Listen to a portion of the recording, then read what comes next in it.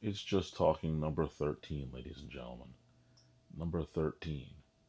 My name is Phil, and you're listening to The Lip. Here we go. Just talking. I love these episodes because usually there's things that I want to talk about. Obviously, by the name of the episode, right? The only thing is, I kind of went a little overboard this week because right now it's August 9th, 2024, 5 minutes to 11 p.m. The show is usually done by now, and I'm ready to let it go sometime around, I don't know, 6:30 in the morning on Saturday, which of course would be August 10th, which is when this episode's going to air. However, in the process of the stuff that I wanted to talk about this week, well, I kind of went a little overboard.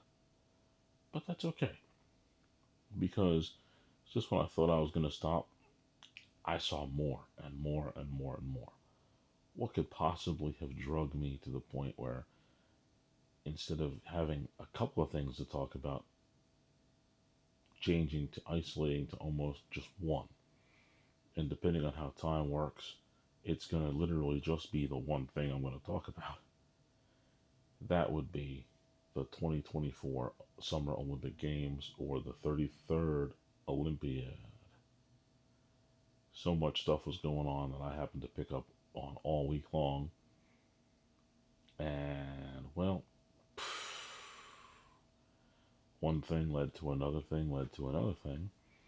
And it just drew me in. And trust me, my main sport in high school was, in fact, track and field. I was a shot putter and a discus thrower. In college, I dabbled a little bit with the hammer, but nothing to write home about, as they would say. So, needless to say, watching events unfold like the throwing events, and even still, I also wrestled in middle school and high school as well, and seeing some really cool stuff go on there, I had no choice but to keep my eyes wide open and pay close attention to what was going on. What can I tell you? There were some interesting events that happened the entire way, all manner of sports that sort of piqued my interest and had me watching them. A couple outcomes that were a little interesting, some really exciting stuff. And in the process, I almost completely abandoned the other pieces of what I wanted to talk about. So maybe I'll touch on them just a little bit right now. Just a little bit. I don't know. Maybe not too much because I might get to them. I highly doubt it. But I'll touch on them just a little bit right now. For one, last week, just before I watched SummerSlam, of course, I was into the Olympic Games again. But SummerSlam did happen on August 3rd. And as you know, I love wrestling. So I was going to touch just a little bit into that. And next week, I believe it's the 16th, Madden comes out for Xbox and PlayStation in all forms. And I wanted to touch on that a little bit. But depending on where I get as far as my thoughts on the Olympics, will depend on whether or not I go into any details on those two things. I might talk about them next week, considering that Madden doesn't come out until next week anyway. I might just hold off on that. That might be the way I'm going to go. I might just do that. I might just hold off on Madden until next week because there are some definite things that I want to address about Madden for sure. And there's always more stuff to talk about just by living life anyway, right? Right. And on that note, I think it's time to fill in the blanks. And the only blank that I want to fill in this week is from this question: how many medals is the United States going to capture in this Olympic Games? The only way I could possibly fill in that blank is by simply saying more than everybody else. Because right now, they're just beating people over the head. They're getting all colors of medals, gold, silver, and bronze, just in bunches. Individuals, teams, all levels. And boy, it's really kind of cool just how many medals we're picking up. That's the way we do it here in the United States, right? We just go, take no prisoners.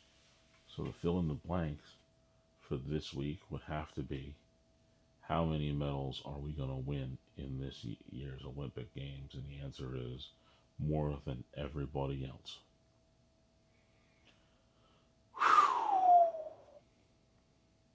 Okay, time to ring the bell and begin the main event. I'm going to be just talking for the 13th time, but this 13th time may have majority of an Olympic focus. So, depending on how this episode goes, I may actually change the title slightly to just talking about Olympics as opposed to just talking. It may very well be that way. So, where do I begin? I'm going to begin at the opening ceremony. And how am I going to begin with the opening ceremony? I'm going to simply say, for a multitude of reasons, political, I am not touching that with a 150-foot pole. I just won't do it. Now, if you were to bump into me on the street and ask me a question of what I thought about it, maybe I'll tell you. But as far as me opening my mouth about how I feel about that on lip, you will not hear it. I will not speak on it.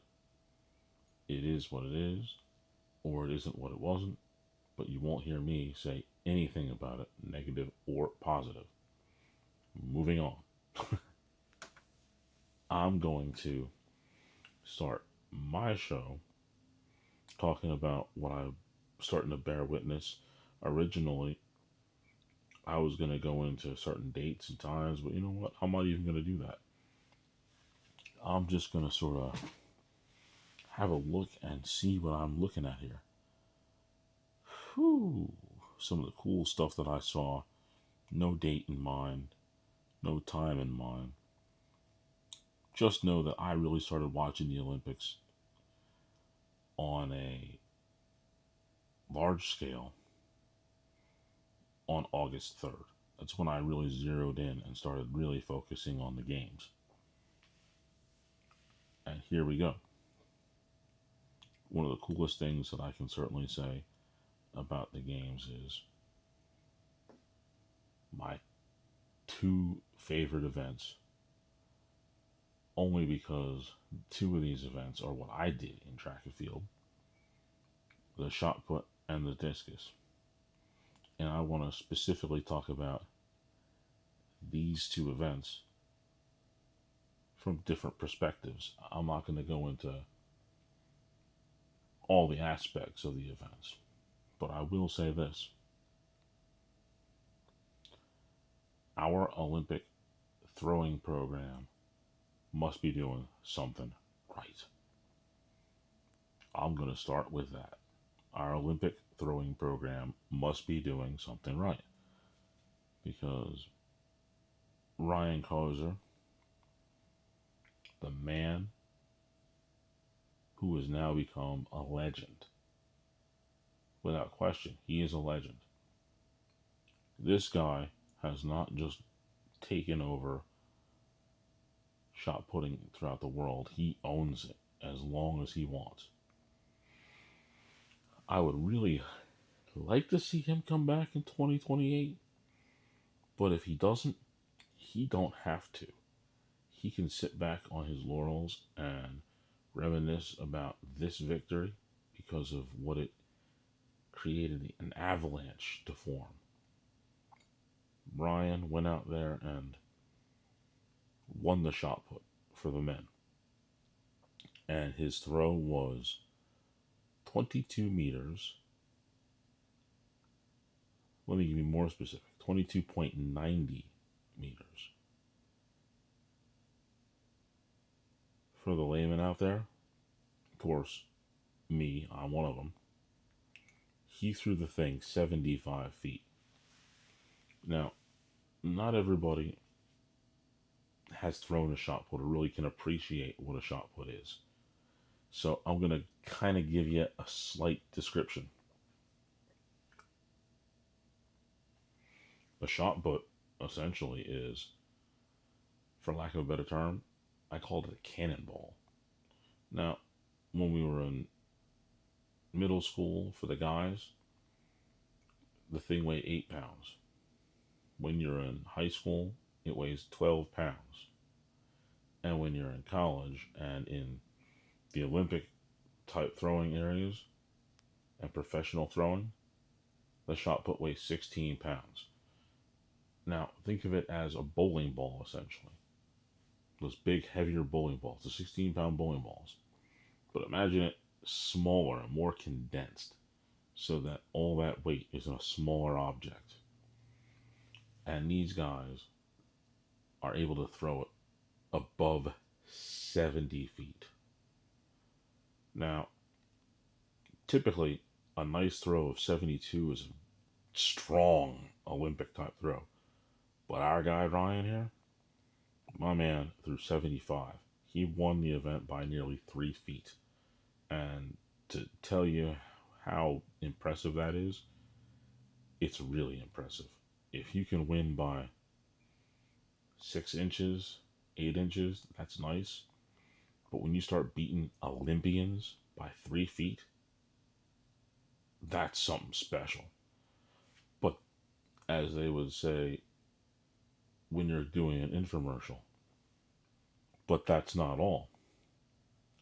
Ryan not only won the shot put this year in the Olympics, he also won it the last 2 Olympics. So my man is a 3-time Olympic shot put champion. That's some crazy stuff. The stuff of legends. Really, that's where he sits. Now, going to discus. Not going to go into the men's discus because I got to sit and watch Valerie Allman do something incredible with the discus as well. It's nearly as incredible as what we saw from Ryan here. What Valerie did was she took the discus, which, to give you a quick description, is frisbee-like. But more so, imagine if you were to be in a gym and you'd see a 5-pound to 10-pound plate that size. The female discus weighs somewhere around 3 to 4 pounds. The men's discus is closer to 5 once you start getting into the Olympic areas. Now, she takes this 3 to 5 pound frisbee and she was capable of throwing it 69.5 meters. 228 feet. It's an astonishing throw. It's really strong. And to make matters better, she not only won her event in dominant fashion because of her throw of 69 meters and a half, or 228 feet. The closest person to her threw, I believe it was 68 or 67 meters. So she won by some 4 feet. It was an incredible distance. She blew away her opponents. That's a very big difference. And she ate her opponents alive. It was incredible. Much like Ryan, the special thing about her victory is she is, as Diamond Dallas Page would say, two-time two-time champion. She won this year and she won the last Olympics. So she is the stuff of legend. Now, pretty good chance that she might be coming back in 2028. So she might be looking to see if she can be a three-time champion, just like Mr. Ryan was in shot put. These people are amazing. Absolutely amazing. Now, speaking of amazing, one of the events that I caught probably three-quarters of the way in was the women's road race on bikes. This was a cool event because I'm not going to lie to you, I like watching the Tour de France whenever I get a chance to watch it. And to see this event go on the way it was,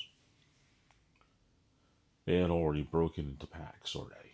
And in the packs, you had the leader group, and then there was two other groups that were behind them. And they were rolling at a pretty steady pace. Everything looked like it was going a certain way.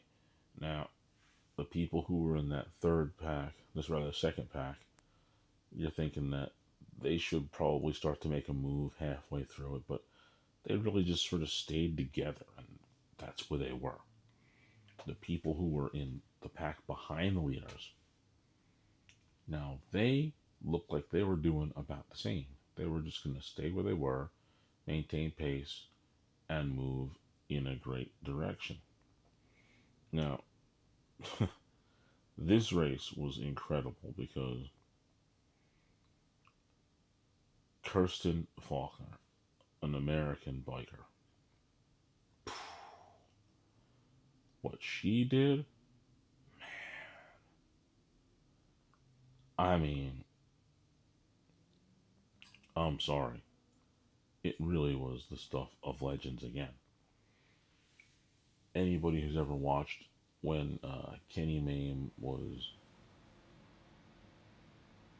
doing the play-by-play for Ken Griffey when he was hitting home runs, that's pretty much what you'd have to say when Christian got to the 3 meter mark.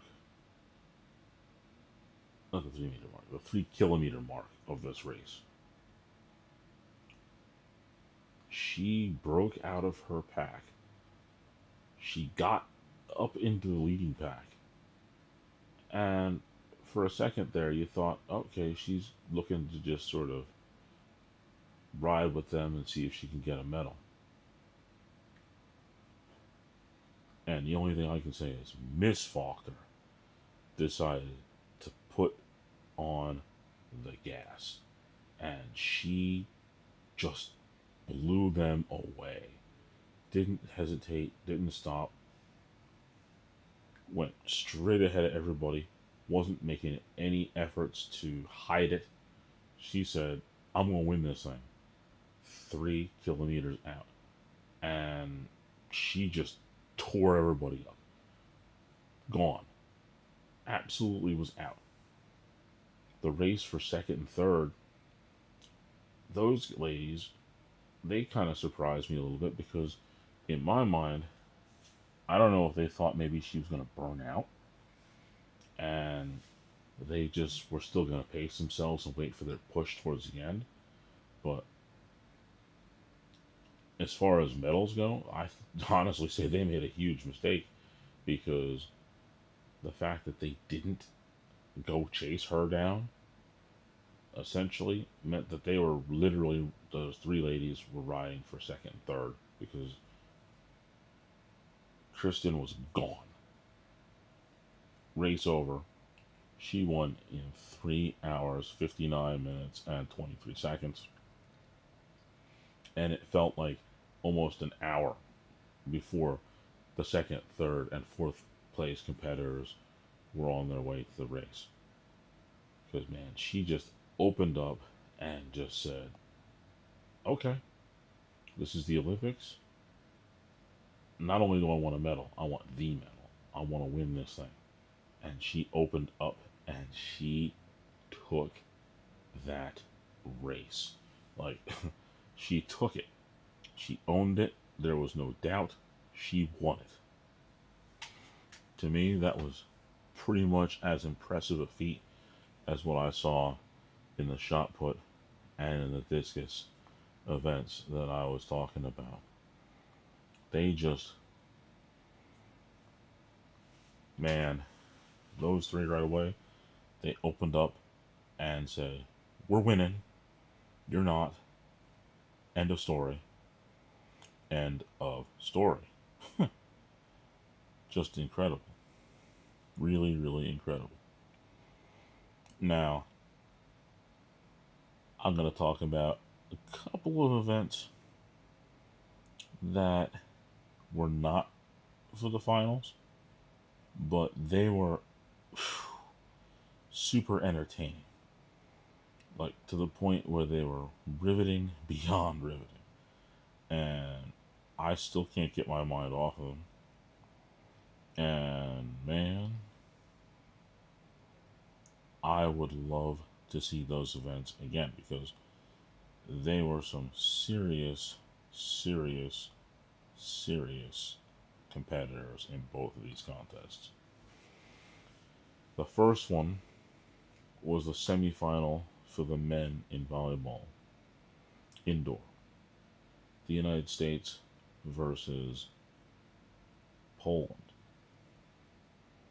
Now, I got this match a little bit late, and boy, it was back and forth, back and forth, back and forth. Our guys won a set, Poland won a set, back and forth. They kept doing this. Now, it's the best of five. If you have to go into overtime, it's you win three, you win the game. 25 points to the winner for the first four sets. The fifth set, the overtime set, the extra set, is to 15. And man, if I could tell you that I was rooting for us hard, but I'm not upset that we lost because we played a team that just wanted it so badly. The intensity that they played with was incredible because Poland, one of their best players, had been injured in a set previously, and we sort of dominated that one set. And it looked like we were going to take it 3-1. But somehow they dug down deep, and Poland was able to win that fourth set, tying, getting it to go into the fifth set. And when they got it to that fifth set, the energy in the building was just insane. And it carried so much emotion for those Polish competitors that they were able to put us down. And they beat us 5 set in the fifth set, so they ended up winning the semifinal round 3-2. And it was, excuse the pun, it was a back and forth matchup in volleyball, and man, it was intense. Couldn't get my eyes off it. Wouldn't get my eyes off it. It was that incredible. Man, oh man. And that was one of my personal favorite things that I saw through the entire Olympic Games. But then again, all this stuff that I've been talking about so far, I could have just watched that and I'd have been satisfied. But again, the infomercial. But there's more. Just as incredible as the men's volleyball team getting beat by Poland was in a semifinal, the United States women on an indoor team played Brazil in a semifinal. And I'm going to just say it right now. I didn't actually get to watch the final. Probably should look it up, but for purposes of this show, I don't really care because I honestly believe that because of how intense the men played, the way Poland was, I'm going to have to look it up. But truthfully, it's kind of like those old games in the 49ers played the Cowboys in the NFC Championship 3 straight years, and the winner of that game won the Super Bowl because that was the Super Bowl. They played each other so tough that when they went to go play their opponent, they just defeated them without any trouble. I honestly think, just on a whim, I don't know, I haven't seen the final, because that back and forth was so great between the Americans and the Polish. I think the Polish are probably going to win the indoor volleyball championship. Now, on that same note, the women played Brazil in a semifinal. Again, 49ers Cowboys in the 90s. This thing was incredible. The same sort of intensity as in that men's game. Back and forth, back and forth, back and forth. It looked like Brazil had it, but just at the end, the American team just gutted it out and was able to come away with an intense victory at the end in the fifth set. Just edge of your seat kind of stuff. Like, I can't even describe how intense and incredible it was. Except for, man, I was just, I was besides myself watching that. It was so incredible. It really, really was. I mean, man, it was incredible. Whew. Okay. Now, I've got one more positive, and then I'm going to talk about some otherworldly crazy stuff from what I can see. Yeah. Yeah, yeah, yeah. I think there was. Yeah. No, no, no. Not just one more positive. Just some events in general. Yeah, I got a few more things. I'm not going to just say they're all negative or positive, but man, I do have some stuff that was just heartbreakingly just, guttural pain. But we're not. We're going to get to that a little bit later. Speaking of an event that I did when I was in middle school and high school, wrestling. I wrestled. Now, I did not wrestle Greco Roman, but boy, I'm going to call the man from Cuba exactly what he deserves to be called, and that is Mr. Lopez. Mr. Lopez defeated a guy that I watched in the quarterfinals from Chile who was pretty good. I could see he was real strong, and this is in the I think it was the 130 kilograms or 286-pound weight class. So this is some big boys. We're talking defensive end size guys banging heads against each other. And boy, at 286 pounds being the limit, whew, these guys were strong and intense. Now, the difference between freestyle or the collegiate style that I wrestled in is you have more shooting, you're more free to move around. Whereas Greco-Roman, you really have to end up still being locked together with your opponent a little bit more, which is really the difference. So there's not going to be as much shooting. It's going to be really tying up, grappling, a lot of that. And Mr. Lopez is probably not just the best wrestler I've ever seen, even though Kurt Angle won an Olympic gold medal with a broken frickin' neck. Mr. Lopez pretty much broke people's necks. He was killing people, and he won at that 286-pound weight class. Now, Mr. Lopez, and I'm going to continue to call him that, Mr. Lopez from Cuba, won the Olympic gold medal here at the age of 41. Now, being 46, I'm like, man, I can't imagine that intense competition at that age. But boy, he then did something that was just a feel good moment. At the end of his match, after he won the championship at age 41, Mr. Lopez took his shoes off and he left them on the mat. What does that mean? That's a symbolization of his retirement from wrestling. Now, having been a 41-year-old Olympic champion, that sounds like a good way to end your career. Now, if I told you that he had been a 5-time world champion prior to that, that adds a little bit more oomph and respect to the fact that I'm calling him Mr. Lopez because he was a 5-time world champion.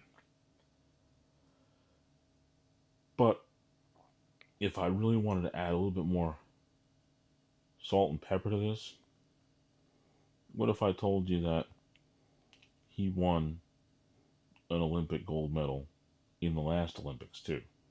So now I'm telling you he's a 2-time Olympic champion and a 5-time world champion in Greco-Roman wrestling. Let's go ahead and put a little bit more seasoning on that. Yeah, a little bit more. And let's say my man also won again the Olympic gold medal. So this was his 3rd Olympic championship. That would make him like incredible, right? So, how would you feel if I said that he actually won 4 straight Olympic gold medals in Greco-Roman wrestling? Now you see why I call him Mr. Lopez, right? Mr. Lopez won 4 consecutive Olympic gold medals and 5 world championships. So, knowing all that, if I told you that he had won 5 world championships in Greco-Roman wrestling, and then after he left his shoes in the mat because he won his 5th Olympic championship, now you, instead of wanting to call him Mr. Lopez, you should join me in calling him the GOAT of Greco-Roman wrestling. In fact, maybe even the GOAT of all Olympic style wrestling. Because ain't nobody done that. 5 Olympic championships, and making matters that much more impressive, consecutively. So think about that. The Olympics are every 4 years. And this dude, for 20 years, went out there and won the Olympic gold medal. He won 5 world championships in between that. He's the best. Period. End of story. Cuba's gold medal champion 5 times, Mr. Lopez. Do I have to say anything else? Mr. Lopez. Enjoy your retirement, and hopefully, there's some young kid out there who recognizes the talent that you have, and if you're in the right place at the right time, I would very much hope that maybe some young guy will bump into you somewhere and just maybe you'll teach him a thing or two. And maybe, just maybe, he might get himself one medal, not even a gold medal in the World Championship, just maybe even one medal in the Olympics. Because there's just something beyond special about what he just did. So at the top. Speaking of goats, we're going to talk about our goat in gymnastics for a little bit. Simone Biles. She got herself a little bit of gold here and there. But I'm not necessarily going to talk about her victories at this point. I'm going to talk about the fact that she fell a little bit short in the Olympics. And that just, it's stunning to think that it happens. But hey, every once in a while, it's just not your day. And she had a fall on a balance beam, from what I understand. And of course, at that level, if you fall off of an apparatus like that, your day is done. You're pretty much over in that event. And you have to step aside and move on. And so she did. She moved on to her signature event, the floor exercise. This is a foregone conclusion. Simone Biles, floor exercise, guaranteed win. In the words of Stone Cold Steve Austin, Sadly, Miss Biles did an incredible maneuver to the point where they actually zeroed in on Tom Brady. Speaking of goats, he was actually watching that floor exercise and he said that was amazing what he saw. However, she did, by just the smallest margin, cost herself the gold medal by stepping out of bounds and getting a deduction in the floor exercise, which allowed her to fall to the silver medal. And she was pleased to have gotten a medal, but there's got to be some part of her that was like, I can't believe that I was that close. Just a little bit. Just a little bit. I should have had gold. Now, her teammate, Miss Chills, well, she did okay. She had a nice floor exercise to a point where she ended up being in 5th place. Now, that 5th place finish was something that kind of hurt a little bit.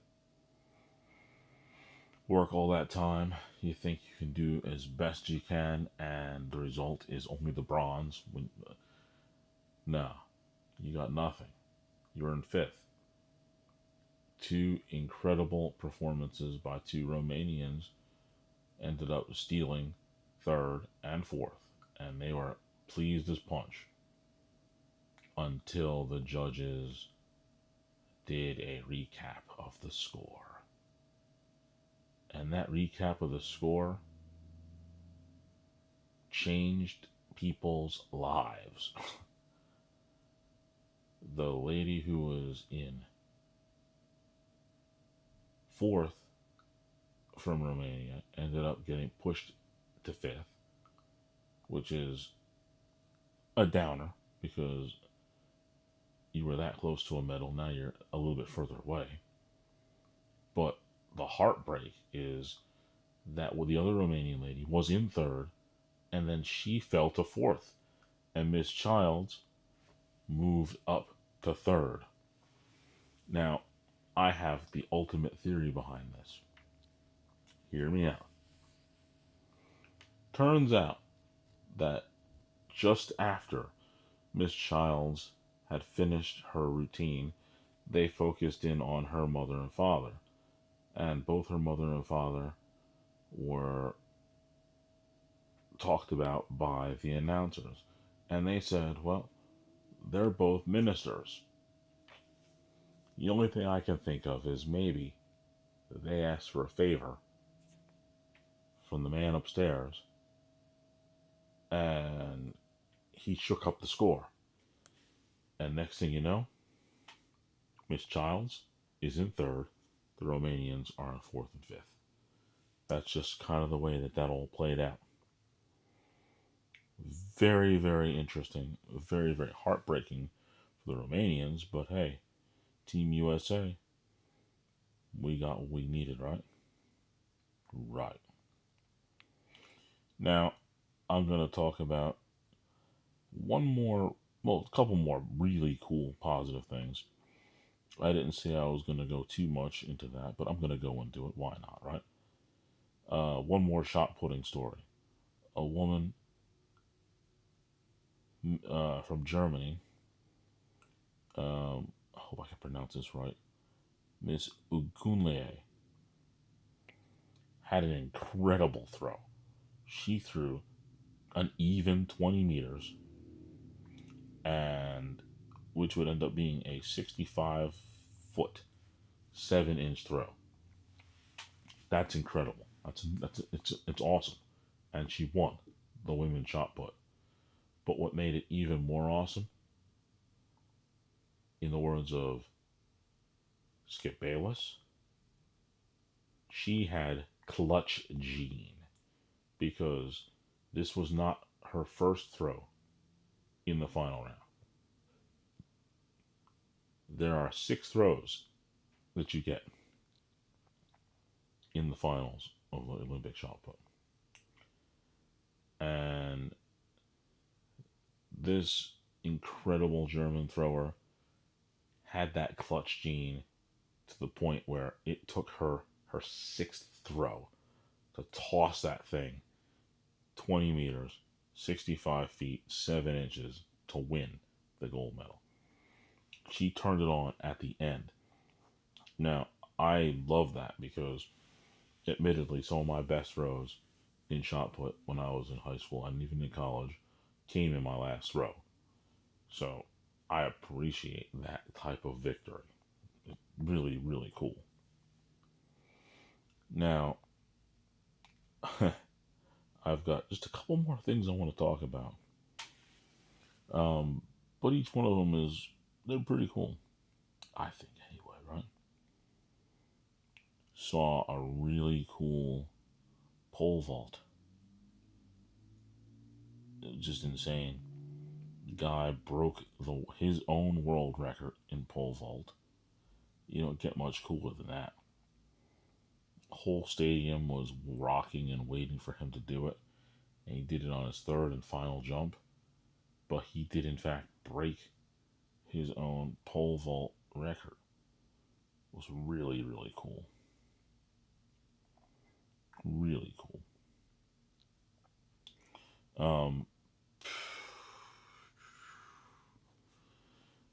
Fastest man in the world belongs to the United States. Noah Lyles defeated Thompson of Jamaica in a photo finish to the point where I know when I was watching the race, I thought for sure the Jamaican guy, Thompson, had won the race. I thought it was him who won. But they looked at it, and the photo finish went to Lyles. And now, the times are what's incredible because Thompson of Jamaica ran a 9.79. Lyles ran a 9.79. In order to determine the victor in this race, they had to go to the thousandths of a second, faster than a blink of an eye. Thompson, 9.799. Lyles, 9.794. 5 thousandths of a second. 5 thousandths of a second. That's a ridiculous and remarkable slim margin. It's almost as if you were trying to slide a piece of paper underneath somebody standing. That's how much of a margin you had. It's just incalculable how close he came in that. Unfortunately, his attempt to do the double, as they call it, winning the 100 and the 200, wasn't quite the same. His 200-meter race, which happens to be his best event, didn't pan out the way he wanted to for a couple of reasons. One, I think the pressure got to him a little bit after winning the 100. But two, the guy was diagnosed with COVID and they still let him race. Yeah, that stuff is still around, and well, even in the Olympics, you're still allowed to do it. But when you're doing something that requires so much energy and requires so much oxygen to be in your lungs, to have COVID and try to perform at that high of a level, it's just not going to work for you. And Noah Lyles ended up only getting third, but he was okay with that. I'd be okay with that. Third place in the Olympics, I'm cool. So he walked away with the. You could almost split the difference there. He got a first and a third. First in the 100, third in the 200. Boy, he can't be heartbroken about that. The guy ended up having to be taken off in a wheelchair after the 200 because he was having some issues and they looked him over and he was okay. But now, talk about slight disappointments. Yeah, I thought I was going to go a lot farther than I would have had I touched on those other issues. So I'm going to go into my disappointments and we'll ring the bell and end the episode. But boy, we had some impressive stuff. One more good thing and then some heartbreak. I already mentioned the heartbreak about the Olympic all-around ladies from Romania who ended up falling. The one particular who fell from third to fourth, and Childs ended up becoming third. That's devastating. But now I'm going to talk to you about another really devastating thing. The steeplechase. A cool event that I can only say that if you know, you know. This is an event that is really, really cool. Now, I didn't really know much about it until I got into college as far as just how crazy the steeplechase is. First of all, it's a 7.5 lap around the track. 7.5 laps. Now, to give you context, if you were to run 8 laps around the track, that's 2 miles. This event is 7.5 laps around the track. So it comes out to be about 1.86 miles. It's pretty far. Nice little distance, right? Now, in this, we've got some crazy things going on. We have barriers and we have water jumps. Now, in total, there are 35 obstacles altogether. And of those 35 obstacles, 28 of them are fixed barriers. Now, these are almost hurdle-like, but they're longer. They cover a lot more ground. Probably 2 lanes of a track. And for the men, because this is the one I was really focusing on, the barriers are 914 millimeters or 2 feet 11 inches. So they're almost 3 feet high. So think of it, 2 track lanes wide and 3 feet high. You have to jump over 28 of those, essentially, throughout your trip around your 7.5 laps around the track. Now, the other 7 obstacles are water traps. Now, these water jumps happen to be the same length across as these barriers, but these water traps are on they're on a slope. So what you do is you end up having to get over one of those barriers. Of those 28 barriers, there are 7 of those barriers that have the water jumps right there in the same area. So you have to get over the barrier and over the water jump. Now, the water jumps, these things are crazy. They have about, they're on an incline. So when you go over the barrier, you have to go over it far enough to get past the incline so you can continue going. The deep end of these barriers of these water jumps is about 70 inches, which is about 2 feet. The shallow end is 30 inches, which is around a foot. So you need to clear the barrier and get over that, and then hopefully you can get enough of a distance so that you're not so deep into that slope so that you don't slide into the water. Because quite literally, for some of you might not really appreciate how deep 2 feet of water is. Some people have been in swimming pools, some people haven't, some people don't pay attention to it. Now, I'm 5'10", and I went to one of those water jumps when I was in college to see just how deep it was because it just didn't seem like it was right. I stuck my legs in the deep end and it went up to my knees, which means you need to get a significant jump to get over that water jump so that you don't fall all the way in. Because if you do, you're going to have to climb up this sort of ramp that's in there in order to get out, which is going to kill your time, which means you're pretty much going to lose the race. Now, it turns out that an American, Kenny Rooks, in the 3,000 meter steeplechase, had an impressive, just take no prisoners moment and ended up pulling off a silver medal that nobody saw coming. That was really cool.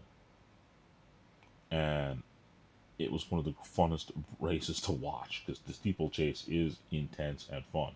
And I strongly recommend that if you've never seen the steeplechase, I would see about finding out if you could find it on YouTube or wherever else and catch this particular steeplechase. You can watch anyone, but this one's the one that I'm talking about, and you would see something that I would consider extreme heartbreak. Turns out that an Ethiopian runner had a just tragic incident happen at the end of the steeplechase. Not at the beginning, not in the middle, but towards the end. This Ethiopian athlete was going over the barrier, and he just went down hard. He missed it, and he just dropped on the track, and he was in bad shape. He was in such bad shape that he actually had to be taken off on a stretcher, and he ended up in the hospital. They said he was recovering nicely, though, as far as I know, so he should be fine. However, the heartbreak of being that close in an Olympic race and then having your dreams just dashed, just gone, just like that. Admittedly, this is where I'm going now in the heartbreak realm.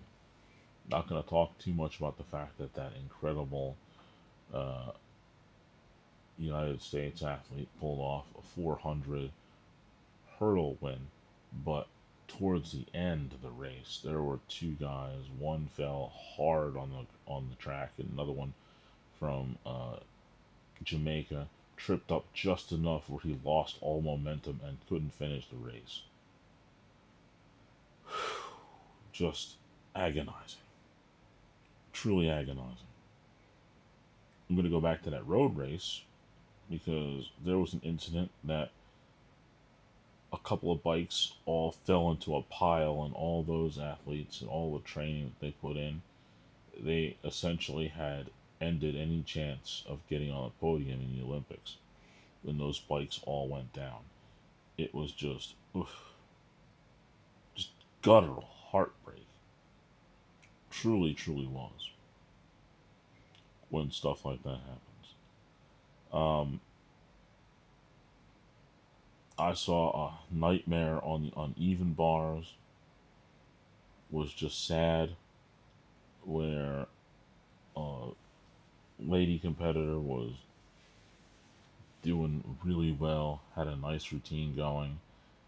She got to the high bar towards the end of her routine, and her fingers just missed the edge of the bar, and she couldn't hold on, and she just fell straight down. Just, ugh, you could just see the pained expression in her face when it happened because it was just oof guttural because you could tell, you could feel it when it happened. You were like, oh my goodness, all that work and just mere centimeters, and it's all over just like that. And that's what just makes the Olympics the greatest sport event in the world because as thrilling as that victory is by 5 thousandths of a second for Lyles, the heartbreak of missing the bar on the uneven bars and falling straight down, having a judge's decision change the outcome from being a medalist to being nowhere on the podium. Um, at the same time, boxing today, as I'm recording on August 9th, there were two semifinals that had taken place and gotten two winners who went on to go and fight for the gold and silver medal. But due to time restraints, they had to postpone the consolation match or the third place match for two different weight classes, one in men's and one in women's. So it was bittersweet because you didn't get a third place fight in either of those weight classes. And what they did was they awarded both fighters the bronze medal. And that's bittersweet in a lot of ways because, well, hey, we did get the medal. But knowing the sport like boxing and all the work that you put in, I know for certain that both of those athletes were definitely wishing that they could have competed for that title. But enough heartbreak for now. I'm going to ring the bell and end the main event. Now, as the main event comes to a close, I'm going to tell you that I'm going to move straight to the spear of the week. I believe, without any question, the spear of the week has to go to, yet again, another fella who decided that it was okay to cut from one side of traffic all the way to the other in order to make a right turn. There is a reason why traffic is designed the way that it is, so that the left lane is for passing and is for going fast.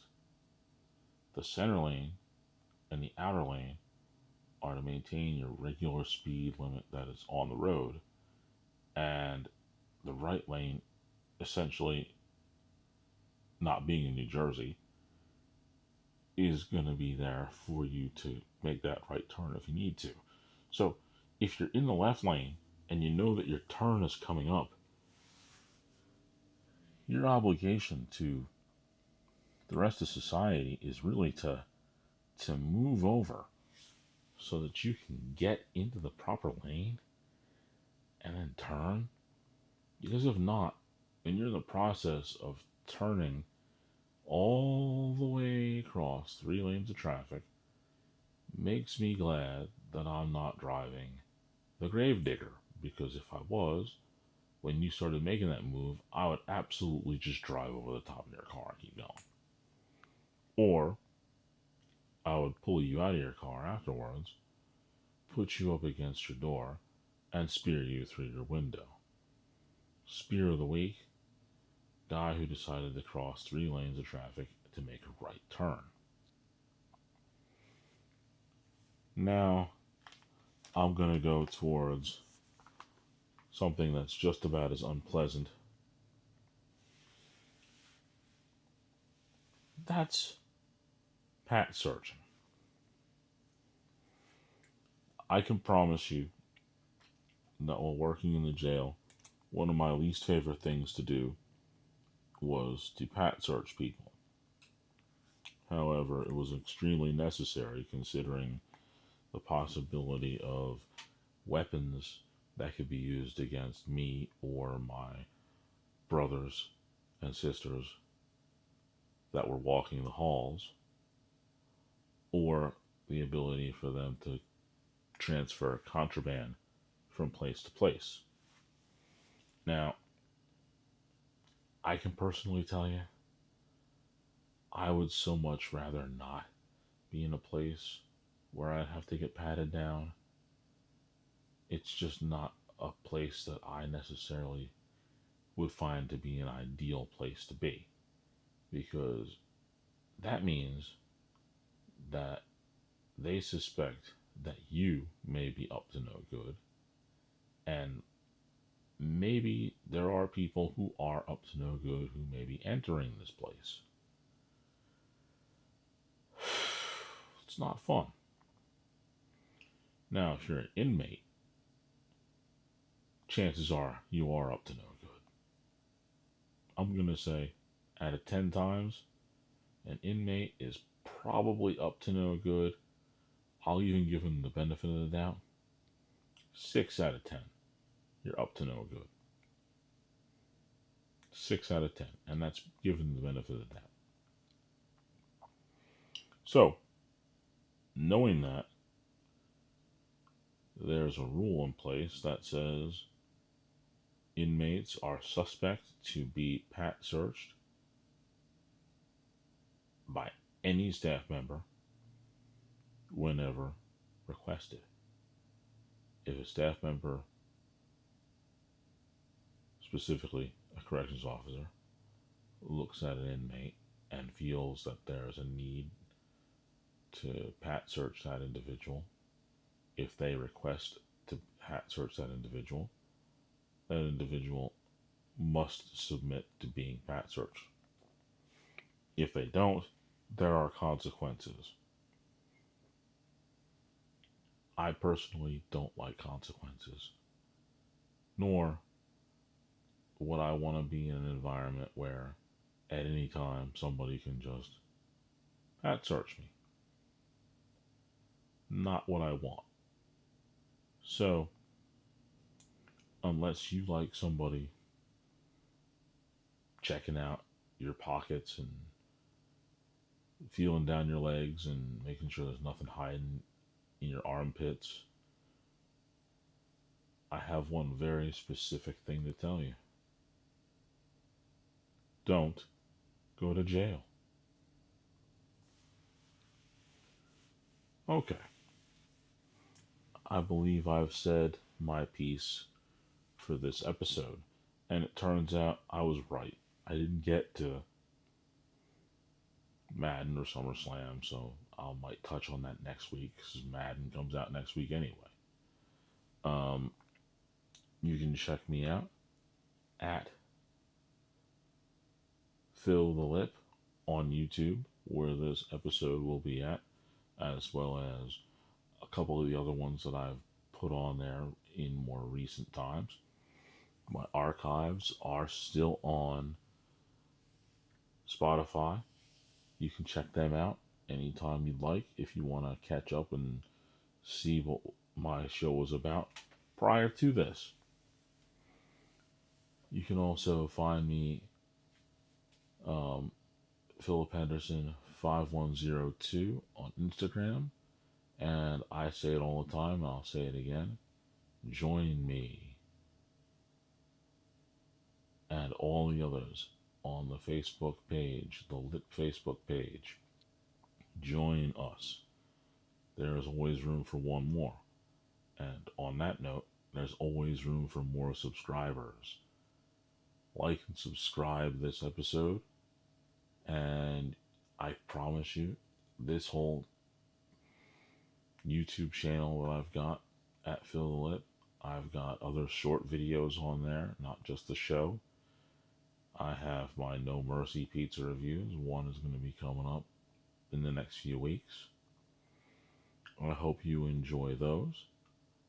But as for now, I'm going to give you some words of wisdom, and I'm going to be heading to bed. The